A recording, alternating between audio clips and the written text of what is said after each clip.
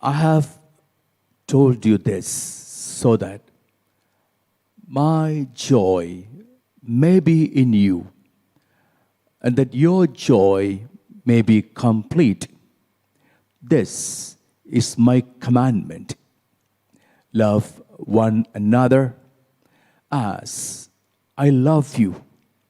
No one has greater love than this, to lay down one's life for one's friends.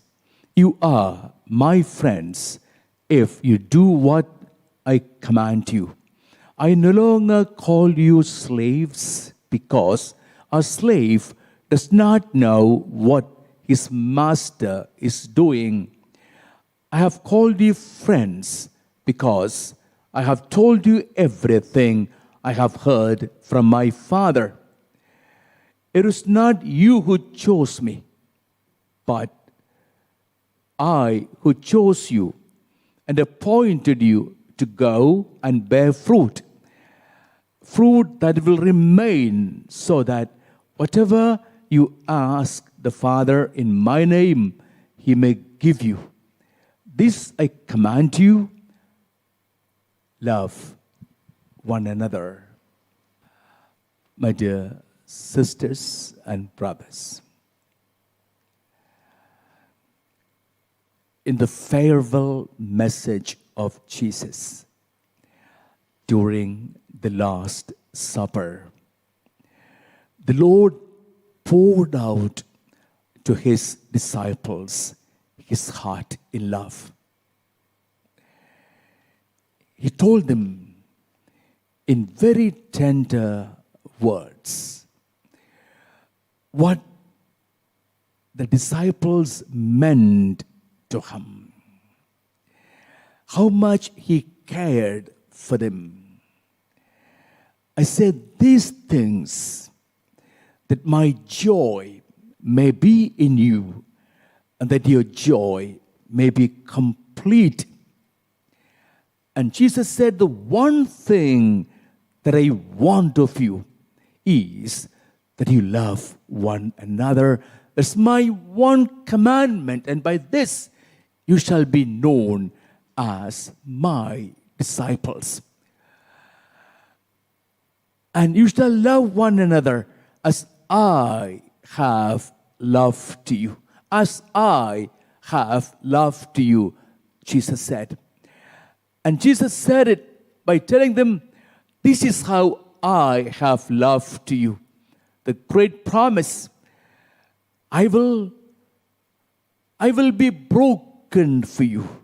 After having given them his body to be broken, to become food for you, that they may not die, they may live forever. And after telling them that promise will be fulfilled in a few hours' time on Calvary, no greater love, the highest manifestation of love, after having given them that greatest manifestation of love, he said, that's how you must be loving each other. He said, I do not call you slaves. I call you my friends. A slave does not know what a master is doing. I have told you everything that my Father has told me. In very tender, affectionate, loving terms, the Lord was speaking to them. Now let's make it very clear. To be a slave of God was not a title of shame. In fact, in the Bible, that was considered an honor of the highest esteem, to be a slave of God. Moses was called a slave of God. Deuteronomy chapter 34, verse 5, Moses a slave of God. Joshua was called a slave of God. Joshua 24:29. David, the greatest king of Israel, always acclaimed as the greatest king of Israel, was called a slave of God. Psalm 89:20. Paul called himself a servant, a slave of God. Titus chapter 1, verse 1. James considered a great honor to be called a slave of Jesus Christ. Letter of James chapter 1, verse 1.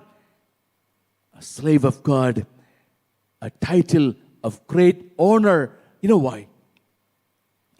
Any human person coming into faith, into the service of God, must surrender.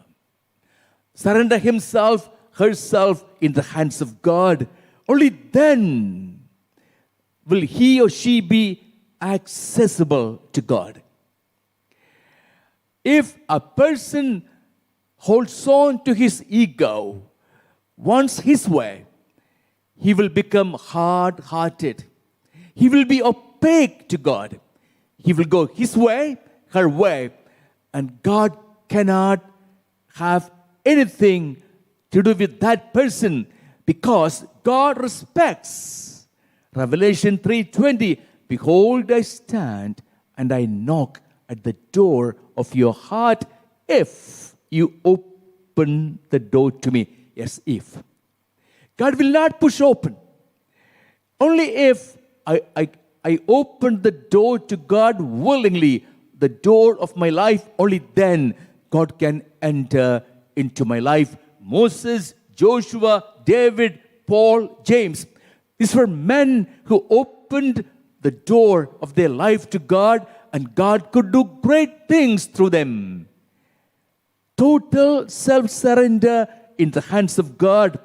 Mary, that's what Mary did. Here am I, your servant. Luke chapter 1. Here am I, your servant.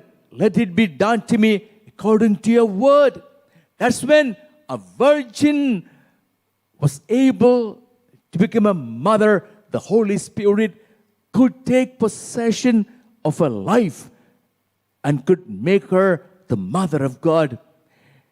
Prophet Isaiah tells us the Savior would be the servant of God. And that's why Son of God, when he offered himself to be born as man, he came to the world saying, here I come to do your will.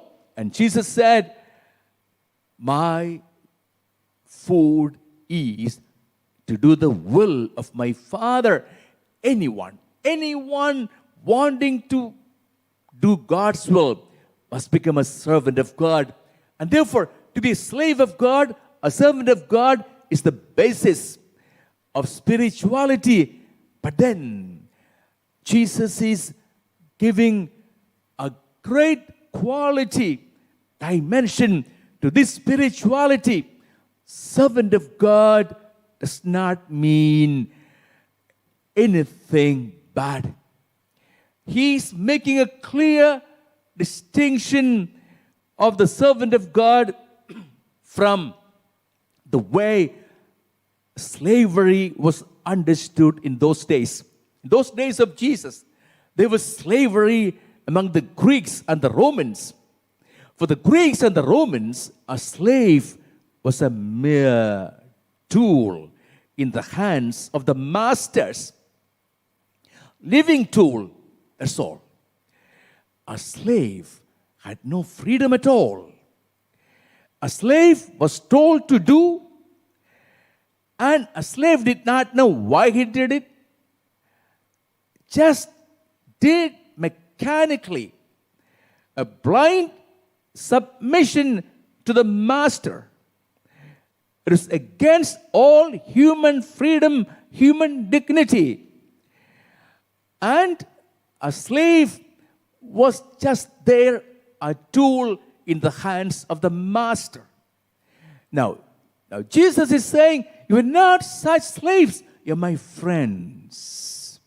So much of intimacy, And Jesus said, I have told you everything my Father has told me. You're so dear to me. You're so intimate to me. You're partners. You're partners with me. And then Jesus did something more. He bent over to wash the feet of Simon Peter. Simon Peter could not understand it. Peter thought of a slave in terms of the Greco-Roman world. In the Greco-Roman world, a slave washed the feet of the masters. Here the master was kneeling down. Peter could not understand. And Jesus said, if I do not wash you, you will have no participation with me. Here, master kneeling down, washing the feet. Master in equal status with the slave. And therefore, greatness, dignity, getting a new interpretation. A slave and master are equally great. A master is not greater than the slave in dignity.